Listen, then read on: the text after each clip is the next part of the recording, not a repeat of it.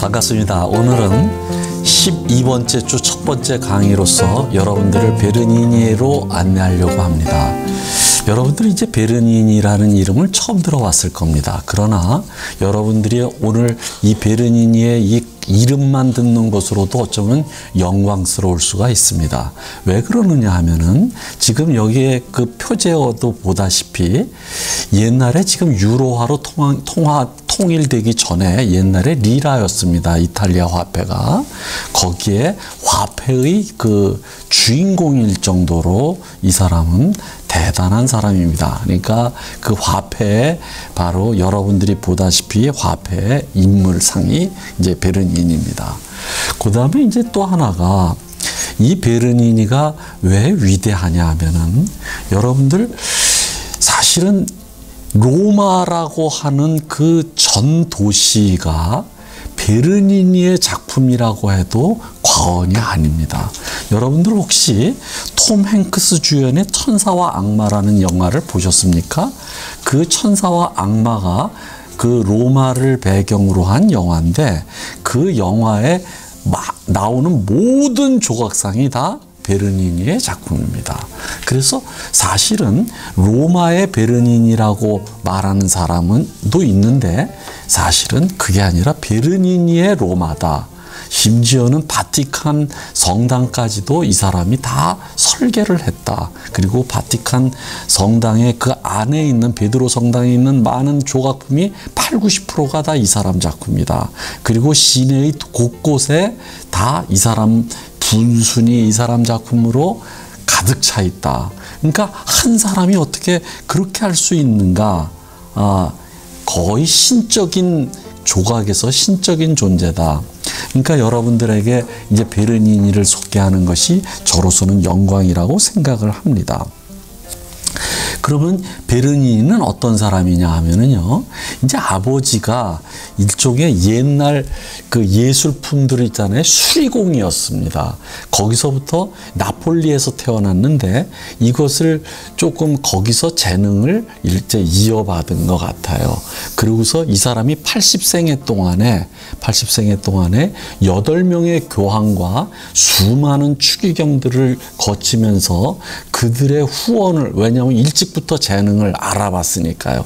그들의 후원을 일종의 받으면서 여러분 뭐냐면 엄청난 작업을 했습니다. 그래서 결국은 이탈리아는 미켈란젤로 이후에 150년 만에 베르니니가 나타남으로써 미켈란젤로와 베르니니라고 하는 두 조각가에 의해서 한 사람은 피렌체에서 한 사람은 로마에서 이렇게 엄청난 그런 예술적인 성과를 이루어냅니다. 그래서 여러분들한테 이제 또 하나 베르니니에 관해서 말씀드릴 것은 베르니니는 한마디로 말씀드리면 이제 미켈란젤로와 비교가 되는데 미켈란젤로가 고전주의라고 한다면 베르니니는 바로크입니다. 그러니까 바로크, 루벤스의 바로크 미술을 그 조각으로 옮겼다라고 말하면 됩니다. 그러니까 조금 있다가 여러분들과 같이 이제 예술 작품을 비교하면서 여러분들과 이제 같이 공부를 하게 될 텐데 거기서 보면 확연히 드러납니다. 그러니까 조각에 있어서 바로크를 완성한 사람이다. 그런 점에서 그 미켈란젤로와 많이 대조가 된다는 겁니다. 그리고 또 하나가 베르니니를 여러분들한테 공부를 하려면은 여러분들 혹시 로마를 여행을 하시거들랑 꼭 가야 될 곳이 있습니다. 그것이 바로 지금 이제 첫 번째 작품부터 하는데 보르게세 미술관이라고 있어요. 이 사람은 그 베르니니 당시에 추기경이었었는데 이 사람이 베르니니를 엄청나게 후원을 합니다. 그래서 베르니니의 작품이 이 보르게세의 그 일종의 박물관 거기에 많은 작품이 이 베르니니의 작품이에요. 그러니까 로마를 가면은 여러분들 꼭 보르게제 미술관을 가서 베르니니의 작품을 감상할 기회를 가지시기를 꼭 부탁드립니다. 그러니까 물론 로마 전체가 베르니니의 것이지만 특히나 보르게제 미술관에 많이 모여 있다. 이제 우리가 작품으로 들어가 보겠습니다. 자, 우선은 말이죠. 이 첫 번째 작품이 아이네이아스와 안키세스와 아스카니우스예요. 그러면 이 사람들은 어느 사람이냐면 여러분들 그 트로이의 목마 있잖아요. 트로이인데 거기에서 이제 그리스에 의해서 함락이 되자 이 안키세스가 자기 아버지를 갖다가 여기 어깨에 메고 다리에는 그 자기 자식 아스카니우스를 해서 하는 이것을 일종의 효자이자 아주 훌륭한 아버지의 상입니다, 이게. 그러니까 이것을 이렇게 하나로 조각을 했거든요.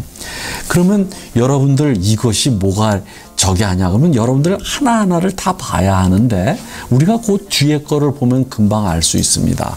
하데스의 페르세폰의 납치예요.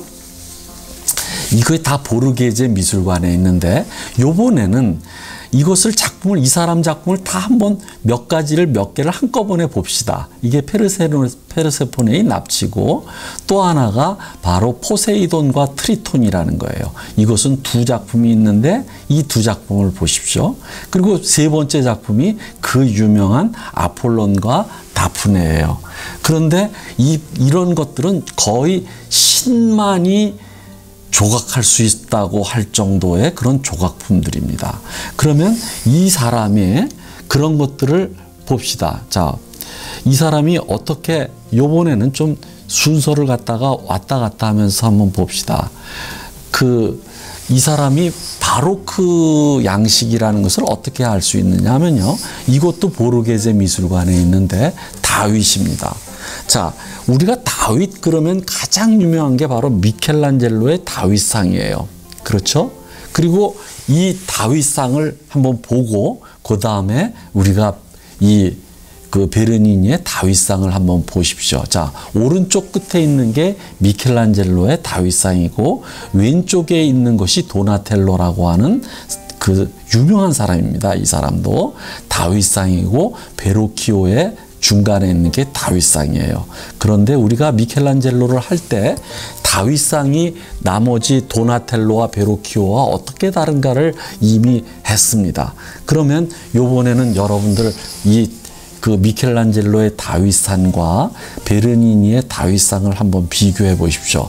그러면 미켈란젤로는 제가 말씀을 드렸죠. 여러분들이 투수가 바로 포수에게 공을 던지기 직전에 자기가 어떻게 무슨 공을 던져야 될지를 이 타겟을 집중을 하면서 완전히 이 두 손가락으로 공을 쥐고서 여기 허벅지에다 갖다 대고서 완전히 집중하는 자세입니다. 굉장히 정적이고 그러니까 뭐라 그럴까 완전히 긴장감이 쫙 흐르는 바로 그 순간입니다. 그런데 비해서 잘 보세요. 자, 우리가 올라갑니다. 이게 다윗이에요.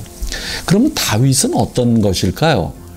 이 다윗은 허리를 돌렸습니다. 돌려가지고 옛날에는 일종의 여러분들 서울에 가면 행주산성이라고 있습니다.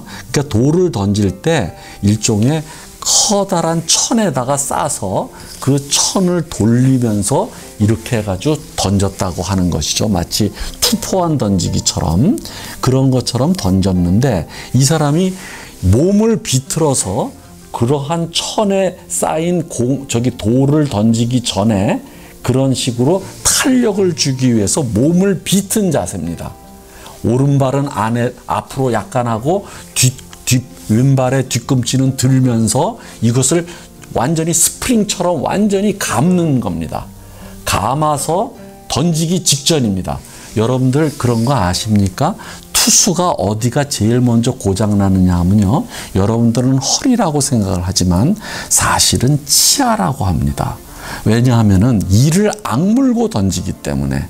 그런데 바로 이 다윗이 그 베르니니의 다윗이 여러분들 입을 꽉 앙다물고 있습니다. 앙다물고.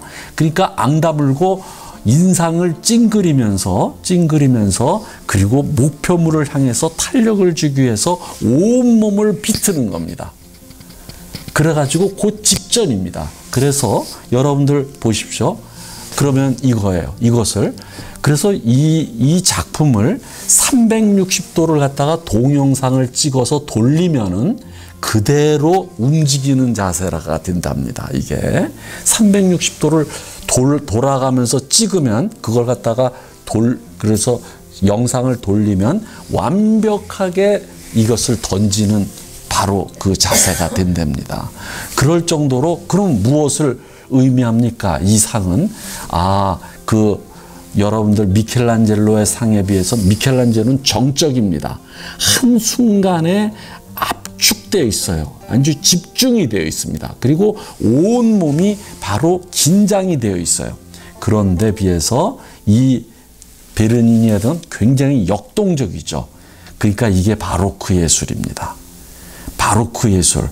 그러니까 완전히 비틀어져서 불균형의 균형, 비대칭의 대칭, 대칭이 없습니다.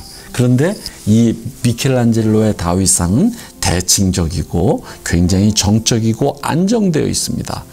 이게 바로 바로크의 예술이다. 여러분들이 알다시피 바로크의 특징이, 바로크라는 게 포르투갈 말로서 일그러진 진주라는 뜻이라 그랬죠. 사실은 모든 천연 진주는 일그러진 진주입니다.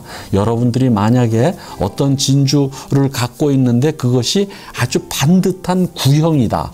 그러면 그것은 양식 진주든지 인조 진주입니다. 모든 자연스러운 천연 진주는 일그러져 있어요. 조금씩. 그래서 그것이 바로 자연스럽다는 것을 말을 하는 겁니다. 제가 말씀드리는 것은 이렇게 바로크는 역동적이고 동적이고 비대칭적이고 불균형적이고 그러면서 거기에서 힘이 나옵니다. 그것이 바로 바로크의 특징인데 그것이 조각에 잘 구현되어 있다. 그러면 이제 앞으로 가봅시다. 자, 이게 페르세포네의 납치예요. 그럼 하데스가 지하의 그 죽음의 신 아닙니까? 근데 이 죽음의 신이 애인이 없어요. 그런데 보니까 페르세포네라고 하는 데메테르, 자기 누이인 데메테르의 딸인 페르세포네가 예쁘거든요. 그래서 납치를 했어요.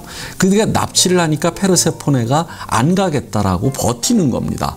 이 균형을 보십시오. 자, 왼쪽에 있는 바로 하데스가 이 버티면서 뛰쳐나가려고 하는 페르세포네 있지 않습니까? 페르세포네를 잡으려고 하니까 뭐냐면 오른쪽 다리 허벅지서부터 아래로 가는 그 근육과 그 다음에 왼쪽 다리가 앞으로 뻗으면서 이것을 탄력을 딱 힘을 줘가지고 이 페르세포네를 놓치지 않으려고 하는 것이 이 옆구리의 근육에 그대로 동적인 것이 그냥 역학적으로 드러나 있습니다. 그래서 여기 오른쪽에 보십시오. 오른쪽에 그 누구예요? 페르세포네의 왼쪽 허벅지 뒤쪽을 잡으니까 이게 살이 쑥 들어갑니다. 그리고 왼팔로는 허리를 잡았어요. 그러면 여러분들 잘 보십시오. 진짜 살 같죠? 살이 들어간 것 같죠?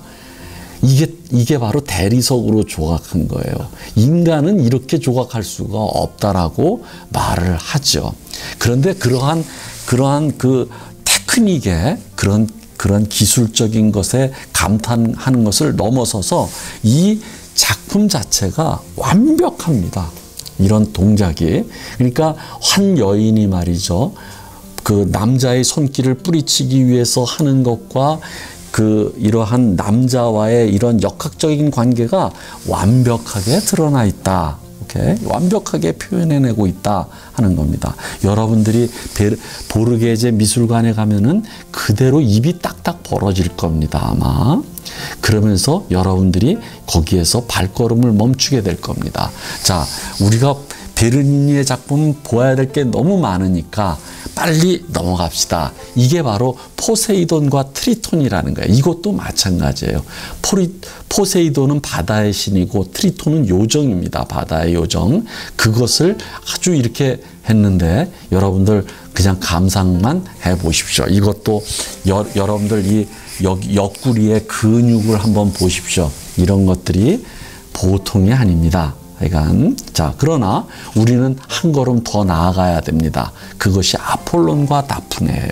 그러면 이 작품은 이 베르니니의 작품 중에서도 가장 베르니니의 작품 중에서 손색이 있는 것이 하나도 없지만 그 중에서도 몇 개를 꼽으라면 그 중에 탑이 바로 이거 아닌가 싶습니다. 아폴론과 다프네. 이것이야말로 신이 아니면 이렇게 조각할 수 없다는 신의 경지에 이르렀다는 찬사를 받는 겁니다. 여러분들이 알다시피 아폴론과 다프네의 관계는 이렇습니다. 아폴론이 올림포스의 두 번째 신입니다. 제우스 다음에 2위 자리에 앉아있는 아폴론 신은 뭐냐면 엄청나게 활을 잘 쏘는 궁수였어요. 명궁이었죠. 그렇죠? 그런데 또 활을 잘 쏜다고 하는 게 누구였냐면 에로스라고 있습니다. 꼬마 에로스 있지 않습니까? 사랑의 신. 그런데 이 아폴론이 에로스를 아주 무시한 거예요. 그러니까 이 꼬마 에로스가 말이죠. 화가 나서 너 맛 좀 봐라 해가지고 다프네에게는 증오하는 화살을 쏘아서 맞추고 아폴론에게는 사랑을 하게 하는 화살을 가서 맞춘 거예요. 그러니까 이 아폴론은 누구를 쫓아가요? 다프네를 막 쫓아갑니다. 그런데 다프네는 그 아폴론이 너무너무 싫은 거예요. 그러니까 아폴론이 뭐냐면 다프네가 자기 아버지 신인 강의 신에게 자기를 월계수로 나무로 변하게 해달라고 말을 합니다. 그러니까 아폴론의 손이 닿자마자 간신히 닿자마자 손끝과 발끝이 점점 월계수로 변합니다. 그래서 아폴론이 나중에 올림피아드에서 우승한 사람에게 이 월계수관을 올려준다는 그런 전설이 이제 신화가 있는 거죠. 그런데 여러분들 한번 보십시오. 세부를 한번 보세요. 그러면 자, 오른쪽 다음 그림을 보십시오. 다음 그림을 보면은 자, 여기 있죠. 머리카락과 저쪽 오른쪽에서 점점 나뭇잎이 됩니다. 나뭇잎이 이거 보십시오. 손가락 끝이 나뭇잎으로 변해버려요. 그런데 이 모든 것이 대리석을 한 다음에 대리석을 붙인 게 아니라 하나의 대리석을 깎아 나간 겁니다. 이 나뭇잎을.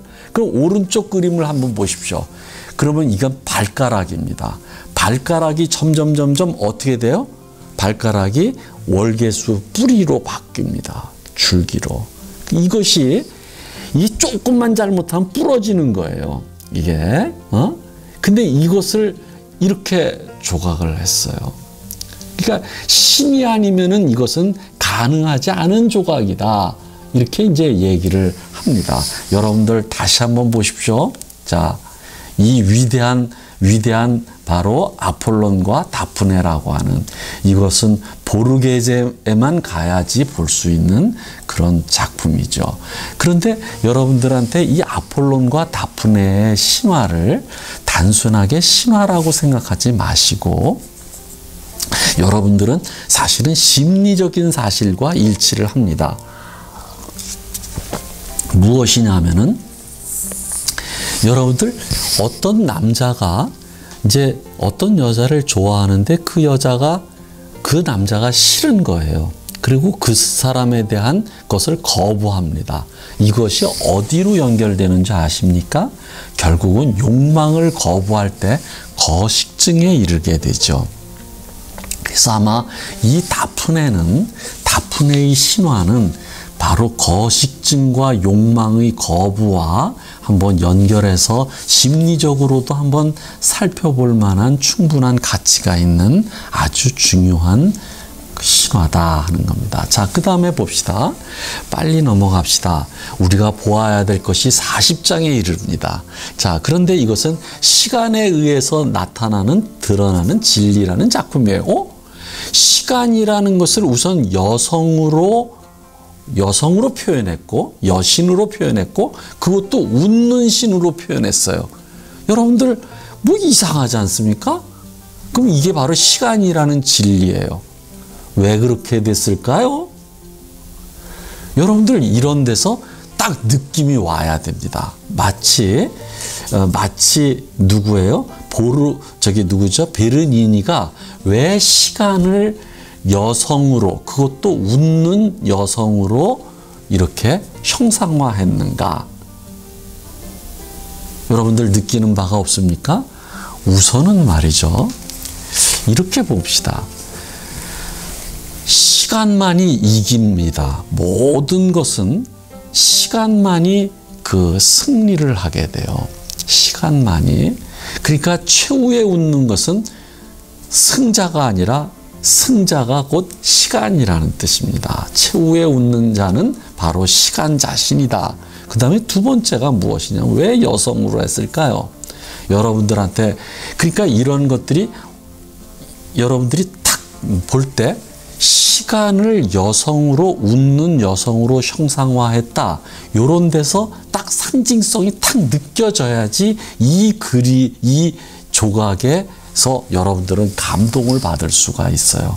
왜냐하면요, 시간은 모든 것을 태어나게 하고 모든 것을 죽음에 도달하게 합니다. 이것이 바로 시간의 진리예요. 그것이 바로 여성인 거죠, 바로. 그러니까 모든 생명이 태어나고 그리고 모든 승자는 바로 시간이다라는 의미에서 이렇게 조각을 한 것이 아닌가, 저는 그렇게 생각이 듭니다. 자, 그 다음에 이것이 이제 어린 주피터와 파우니와 함께 있는 염소 아말테아예요. 굉장히 길어요. 근데 이 조각에서 여러분들 그냥 느껴야 됩니다. 재밌게 그 꼬마들이 그냥 염소랑 재밌게 놀고 있네. 그렇죠? 그러니까 그러면 거기서 아주 이 조각을 보면서 미소가 싹 지어지면 됩니다. 뭐 주피터가 누구냐, 파우니가 누구냐, 아말테아가 누구냐, 뭐 이런 거 따질 필요가 없습니다. 그런데 여러분들, 주피터는 그리스 신의 제우스를 나타냅니다. 근데 제우스가 무슨 뜻이냐면은 원래 마지막으로 태어난 자라는 뜻입니다. 그게 막내라는 뜻이에요, 제우스가. 그래서 제우스와 주피터는 어린아이의 신이에요, 사실. 그러니까 어린아이의 신이기 때문에 여기다가 어린아이들을 이제 조각했는데, 그러니까 재미있게 논다 그러는 거예요. 근데 더 중요한 게 있습니다. 그러면 이 조각을 몇 살 때 제작을 했느냐? 17살 때입니다. 이 베르니니가.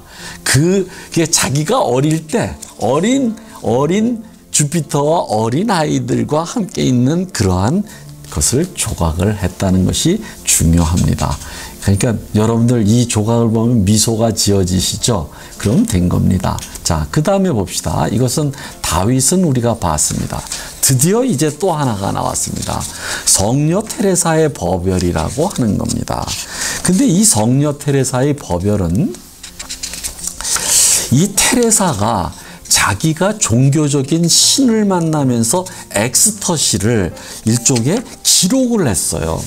기록을 한 것을, 그 기록을 가지고 기록에 입각해 가지고 베르니니가 이것을 저기를 한 겁니다.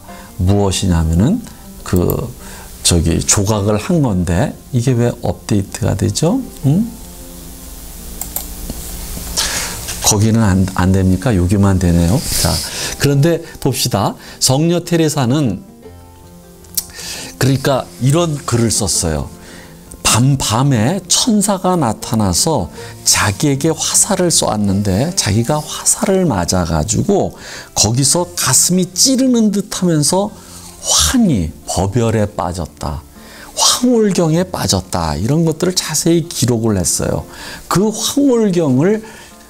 기록한 황홀경을, 그러니까 성녀 테레사가 몇 년도냐 하면은 1560년대 사람입니다. 그런데 그때의 황홀경을 기록을 가지고 요걸 한 거예요. 그러면 여러분들 이걸 보십시오. 그러면 무엇이에요? 왼쪽에 에로스의 사랑의 화살이네? 하는 겁니다. 그래서 사랑의 화살인 에로스가 사랑의 화살을 가지고 쏘는 거예요. 성녀 테레사는 천사에게 화살을 맞았다라고 했거든요. 그러니까 이것은 그리스 신과 일종의 기독교적인 일종의 종교적인 황홀경 이것을 믹스한 겁니다. 그러면서 천사로 일종의 에로스를 겹쳐놓은 것이죠. 중첩시킨 것이죠. 그런데 여러분들 이것이 뭡니까? 사랑의 엑스터시랑 종교의 엑스터시가 거의 같다. 그러니까 오르가즘과 종교적인 그런 황홀경과 신을 만나는 황홀경이 잘 이게 사실은 일치한다라는 아주 중요한 전범을 보여준다. 그런데 이 작품은 어느 성당에 있냐면 비토리아 성당에 있습니다. 그런데 그 성당은 이 작품을 가지고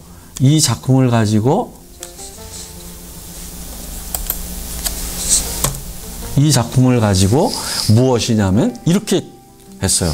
무대처럼 왼쪽에 있는 것이 바로 성녀 테레사의 법열이라고 하는 작품이고 그것을 오른쪽에 일종의 발코니 극장의 발코니처럼 거기서 4명의 추기경이 그것을 보거나 그것에 대해서 대화를 나누는 식으로 조각이 되어 있어요. 그래서 이 오른쪽에 있는 것도 굉장히 재미있게 잘 되어 있습니다. 그러니까 이 성녀 테레사의 그러한 법열을 관람하면서 이런저런 얘기 환담을 나누는 그 조각이 아주 리얼하게 되어 있다. 그러나 사실은 이 조각품들은 상당히 높은 데 위치해 있어 가지고 우리가 여기에 가잖아요. 그러면 우리가 사진으로 보듯이 보이질 않습니다. 그러니까 여러분들이 저기 갔을 때는 항상 이런 것을 가지고 같이 사진을 찍은 것을 가지고 같이 보는 게 좋습니다. 자, 다음 그림을 봅시다. 다음 조각을 보면은 이것은 루도비카 알베르토니라고 하는 어떤 소녀의 이야기입니다. 그럼 여러분들, 이걸 딱 보자마자 굉장히 음란하다, 약간 성적이다, 여자가 마치 그 성적인 희열 때문에 뒤로 몸을 제치면서 입을 벌리고 눈을 감고 그것을 그런 성적인 향락을 음미하는 것 같다라는 그러한 생각을 할지 모릅니다. 그러나 그것은 사실이 아니면서 동시에 진실일 가능성도 있습니다. 반대로 무슨 뜻이냐? 이 소녀는 일찍 죽었어요. 임종을 맞이했습니다. 근데 임종하기 직전에 다 나가 있으라고 합니다. 그러면서 하는 얘기가 나가달라고 하고서 그러고서 잠시 뒤에 이 그녀가 사람들을 이제 내가 죽는다고 다시 부릅니다. 근데 사람들이 다시 불러서 들어갔을 때 엄청난 광경을 목격합니다. 이 소녀가 죽기 직전에 일종의 천국에서 돌아온 듯한 그런 태도와 얼굴이 완전히 그 후광에 비쳐가지고 환하게 변하면서 일종의 황홀경에 빠져 있는 것을 발견합니다. 놀랍죠? 여기서 우리는 서너 가지가 동시에 나온다는 것을 알 수 있어요. 아까 누구죠? 성녀 테레사의 법열에서도 보았듯이 사랑의 화살을 맞고서 하는데 그게 종교적인 것과 일치하고 사랑의 희열이 종교적인 황홀경과 일치하고 또 여기서는 뭐냐면 바로 죽음 직전에 어떤 황홀경이 이 사람이 천국에 다녀온 것처럼, 그렇죠? 죽음의 천국에 갔다 온 것처럼 이런 겁니다. 그러니까 이 4가지가 서로 일치한다는 겁니다. 이것이 이 두 작품이 보여주는 아주 놀라운 실증이다 하는 거예요. 근데 이 작품도 무엇이냐면 여기서 위에다가 그림을 그리고 양쪽에다가 천사들이 이렇게 이것을 보는 걸로 이게 조각이 되어 있어요. 굉장히 아름답습니다. 근데 이 조각품은 굉장히 외곽지에 떨어져 있는 로마의 외곽에 따로 떨어져 있어요. 그래서 이 조각품을 보려면은 발품을 팔아야 합니다, 여러분들이. 자, 우리가 다음 작품으로 넘어가겠습니다. 요번에는 바티칸 성당으로 넘어가겠습니다. 그럼 바티칸 성당 안에 여러분들이 잘 알다시피 바로 미켈란젤로의 그 피에타가 들어가자마자 오른쪽에 있습니다. 오른쪽에. 그런데 사실은 미켈란젤로의 그 작품을 제외한 나머지 작품은 거의 다 뭐예요? 베르니니의 작품이다 라고 보아도 과언이 아닙니다. 따라서 바티칸 전체가 베르니니가 설계했고 베르니니가 채웠고 조각으로. 그러니까 이 바티칸 시 전체가 베르니니의 바티칸이다. 바티칸의 베르니니가 아니라. 그러면서 오히려 베르니니가 바티칸을 위대하게 만들었다. 이렇게 보아도 손색이 없다 하는 겁니다. 자, 그러면 이거 뭐냐 하면은 우르반 8세의 묘소예요. 사실은 이 밑에 실제로 우르반 8세 그 교황의 저기가 관이 있습니다. 그러면 여러분들 여기서 4명이 이렇게 있는데 그 중에 4명을 조각하고 가운데에다가 보자기에다가 엄청난 덮개에 덮여가지고 어떤 해골이 무엇을 하냐면 바로 모래시계를 이렇게 들고 있습니다. 그러면 이 왼쪽에 있는 것이 무엇입니까? 젖을 먹이는 어머니의 자비심을 했습니다. 그래서 여기 4개의 조각을 각각 보면서 각각의 미덕을 조각을 했고, 중요한 것은 이 안에 무엇이 해골이 이렇게 해서 무엇입니까? 아까도 말했지만 시간은 죽음을 의미합니다. 시간은 모든 생명체를 죽음으로 가는 시간을 나타냅니다. 그것이 바로 이것이 전체적으로 완벽하게 조화를 이루면서 조각이 되어 있습니다. 다음으로 넘어가겠습니다. 이것도 베드로 성당에 있어요. 성 롱기누스입니다. 그럼 롱기누스는 누구냐면 바로 예수가 십자가에 못 박혀 죽었을 때 예수를 치명에 이르게, 죽음에 이르게 한 결정적인 치명상을 입은 게 뭐냐면 아래에서 창을 가지고 옆구리를 찌릅니다. 옆구리를 찔러서 옆구리 상처에서 난 상처와 피가 흘러서 죽음에 이르게 되는데, 그 결정적인 치명상을 입은 사람이 바로 이 롱기누스입니다. 그런데 왜 성인이라고 하는 성자가 붙었느냐? 이 사람이 찌르고 나자 그 피가 자기 눈에, 이 사람이 눈이 굉장히 장림에 가까울 정도로 근시고 눈이 나빴나 봐요. 그런데 그 핏방울이 눈에 튀어서 눈이 갑자기 밝아집니다. 마치 신봉사처럼 말이죠. 신봉사처럼 눈이 심청에 의해서 밝아집니다. 이때 이 사람이 외칩니다. 예수만이 바로 구세주다라는 것이, 우리가 구세주를 죽였다라고 외치면서 이 사람이 바로 성인의 반열에 이르게 됩니다. 그게 성 롱기누스입니다. 여러분들이 이것이 바로 바티칸 성당 안에 있습니다. 다음에 또 넘어갑시다. 여러분들 이곳은 프라테 성당에 있는데, 프라테 성당에도 또 이 사람의 조각품이 많아요. 가시면류관을 든 천사상, 그 다음에 봅시다. 다니엘과 사자, 하박국과 천사, 이거 포폴로 성당. 그러니까 각 성당을 돌아다니면서 이 사람이, 베르니니가, 여러분들 하여간 이 로마의 웬만한 성당에는 베르니니의 작품이 없는 곳이 없습니다.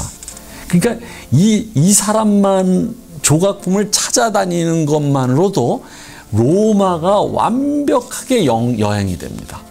로마의 모든 성당을 다 찾아다녀야 되니까. 그런데 여러분들 이 다니엘과 사자, 하박국과 천사는 여러분들이 아시다시피, 기독교 신자는 아다시피 이게 구약성서에 나오는 아주 짧게 나오는 하박국이라는 예언자입니다.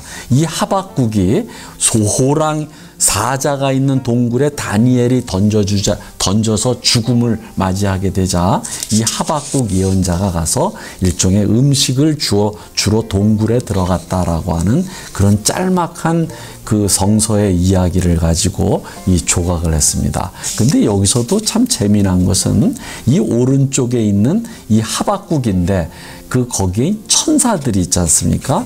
우리가 한 오래전에 라파엘로의 성모승천에서 그 아기 천사들이 이렇게 바라보는 그 유머스럽게 바라보는 그것이로부터 출발한 그런 천사의 미소가 여기까지도 이어집니다. 자, 넘어가겠습니다. 이게 바로 그 포폴로 성당의 두 것이 있습니다. 자, 이제 우리는 로마 시내로 한번 나오겠습니다. 여러분들 아까도 얘기했지만 천사와 악마라고 하는 그러한 그 작품에 나오는 분수예요. 여기서 이제 어떤 추기경이 암살을 당하죠.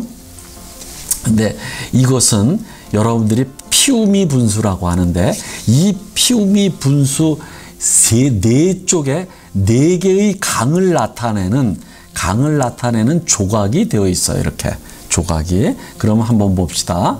이걸 자세히 할 수가 없어서 근데 이 양쪽 네 군데로 동서남북으로 되어 있습니다. 우선 북쪽으로 왼쪽에 있는 게 도나우강의 신이에요. 이게 북쪽입니다. 이 피우미 분수를 중심으로 북쪽에 있어요. 도나우강은 독일에 있으니까요. 그 다음에 오른쪽 것이 라일강이에요. 그럼 뭐 어느 쪽이겠습니까? 남쪽이죠. 그죠? 이집트니까. 그 다음에 봅시다.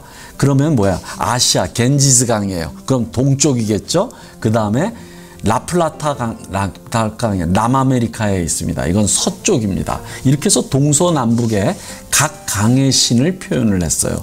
대단합니다. 그런데 여러분들 이게 아무것도 아닌 것 같지만 가서 보시면은 가령 라플라타강의 신이잖아요. 남아메리카죠. 겐지스강이죠. 그쪽의 풍속 있잖아요. 그것이 어느 정도 여기에서 느낄 수가 있습니다. 더운 지방과 이런 것들을 여러분들 한번 가서 보십시오. 그리고 여기서 동전을 좀 던져 주십시오. 자, 그 다음에 여기 봅시다.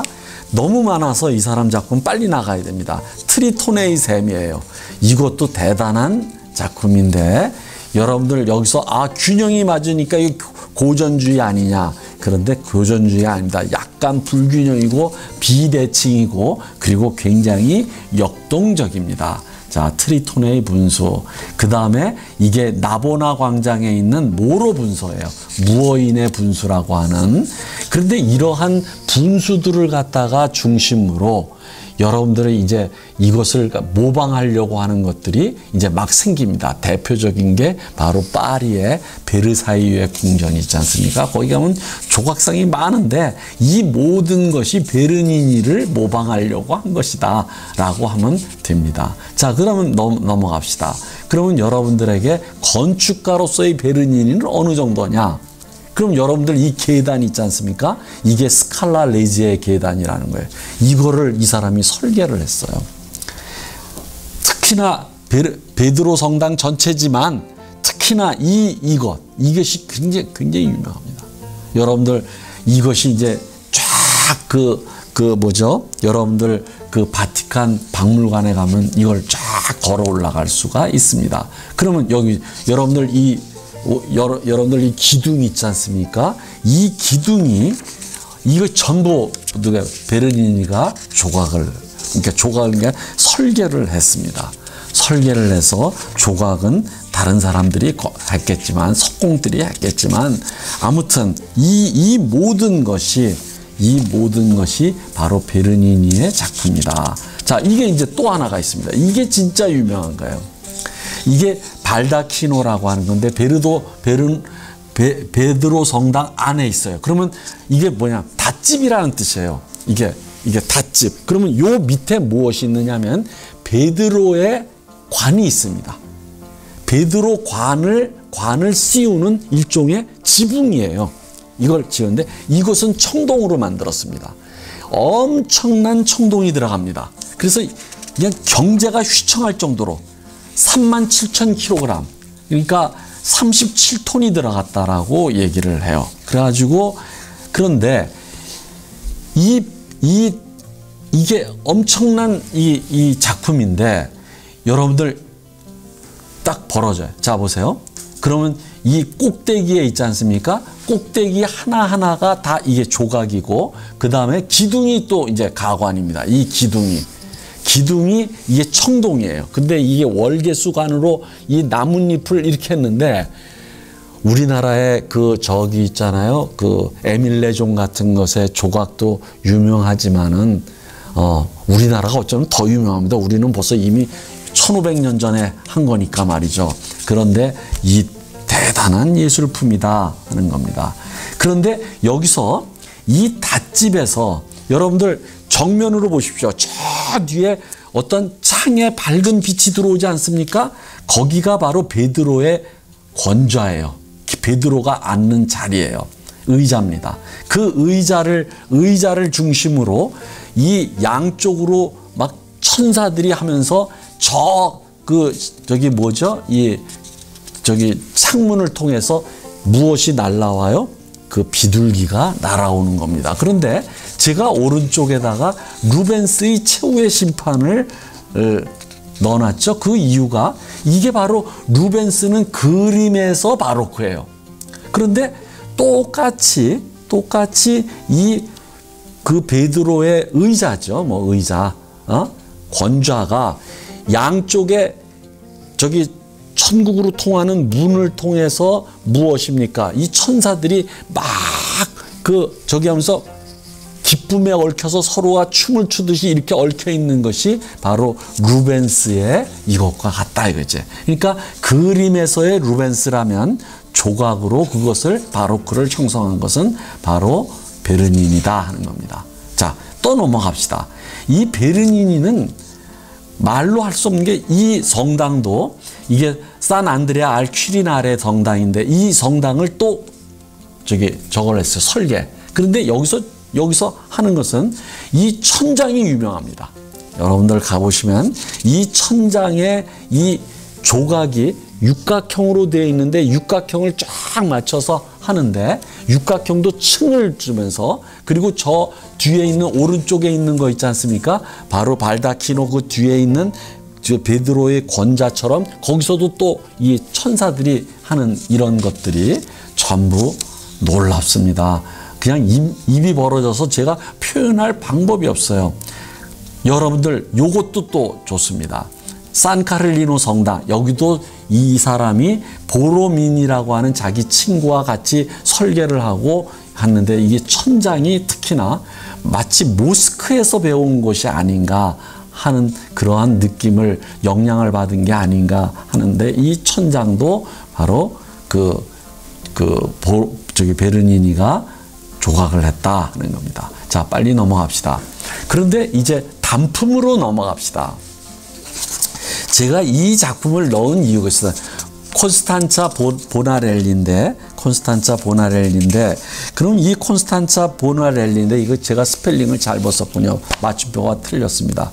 콘스탄자인데 코스탄자라고 해서 콘스탄자입니다. 보나렐리입니다. 그럼 이 여자는 어떻습니까? 이 베르니니의 작품은 모두 다 화려합니다. 화려하고 역동적이고 그것을 어디서 할 수 있냐면 우선 요거 한번 작품을 보십시오. 루이 14세예요. 베르니니가 너무 유명이자 루이 14세가 초청을 합니다. 그러면서 이 사람을 자기를 적어라. 근데 여기서 제일 대표적으로 유명한 게 여기 뭐냐면 머리카락입니다. 여러분들 아마 파마를 하더라도 이렇게 못할 겁니다. 파마를 하더라도 이 컬이 뭐냐면 이것을 폭포라고 그래요. 이걸 폭포수 컬이라고 합니다. 폭포수 컬로 이게 폭포가 하듯이 밑으로 가봅시다. 밑에서 이것도 공작 에스테가 프란체스코예요. 이 컬이 폭포수처럼 떨어집니다. 그런데 이것을 무얼로 조각했는지 아십니까? 바로 대리석입니다. 이게 대리석. 오케이? 이게 이런데 그러니까 모두 다 이렇게 바로크적이고 역동적입니다. 그런데 이 작품만이 이 콘스탄자 보나렐리만이 아주 단순한 고전적이에요. 유일한 예외라고 할 수 있어요. 이것은 고전적으로 했어요. 그럼 왜 이랬을까요?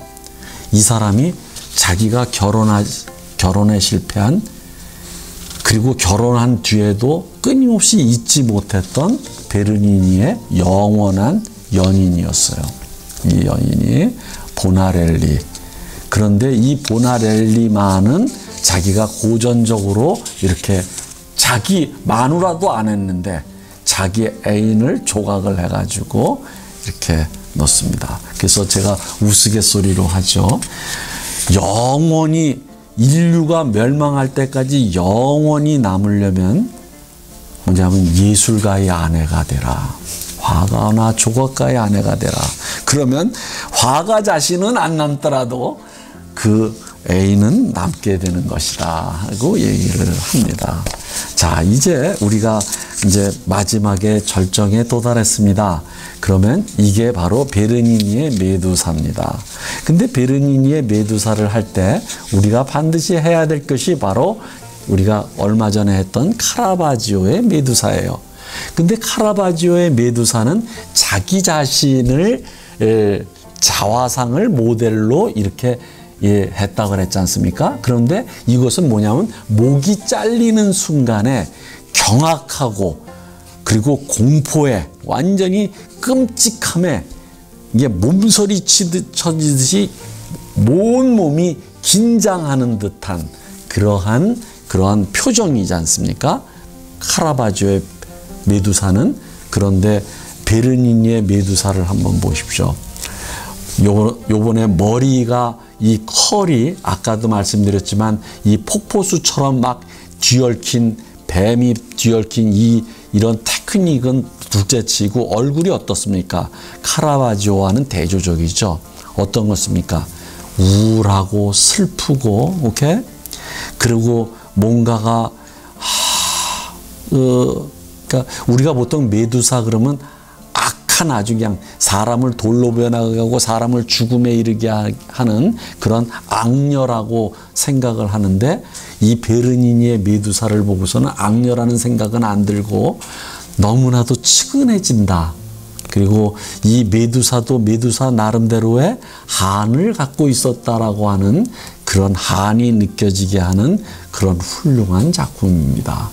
자, 이제 그런데 이 베르니니는 무엇이냐 하면은 화가는 아니었어요. 미켈란젤로도 자기가 천장화를 시스티나 성당의 천장화를 갖다 주문받자 자기는 화가가 아니라서 사양을 했지만은 결국은 나중에 그렸지만 이 사람도 베르니니는 미켈란젤로보다도 더 자기는 화가는 아니고 그렇다고 그 그림 자체도 미켈란젤로보다 훨씬 더 남긴 바가 없습니다. 단지 두세 점을 남기고 있는데 이 작품 성 안드레아와 성 도마와 그 다음에 나오는 자화상이에요. 자화상인데 그러니까 이 작품을 볼 때 성 안드레아와 성 도마를 볼 때 딱 인상이 누구에게서 영향을 받았다는 걸 알게 됩니까? 카라바지오. 그렇죠? 카라바지오의 영향을 받았다.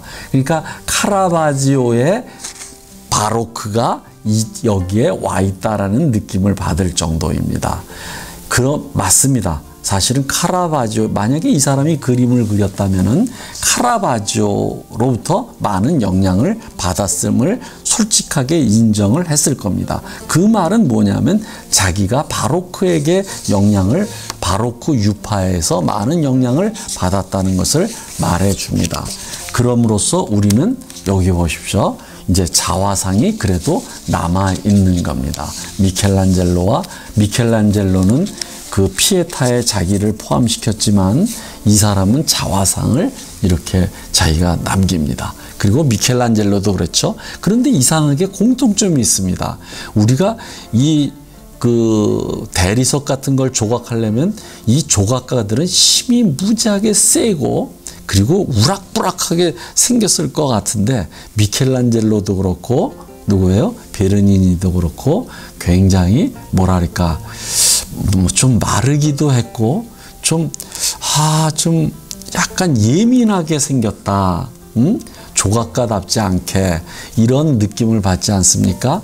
바로 그렇습니다. 사실은 예술이라고 하는 것은 힘으로 하는 것이 아니라 느낌과 감성과 그러한 예술적인 감각을 가지고 하는 것이기 때문이죠. 자, 여러분들에게 그 베르니니를 소개한 것을 여러분들에게 자랑스럽게 생각합니다. 여러분들 꼭 악마와 천사라는 영화를 보시거나 또는 로마에 갈 때 한번 베르니니를 꼭 한 번쯤 생각해 주시기를 바랍니다. 감사합니다.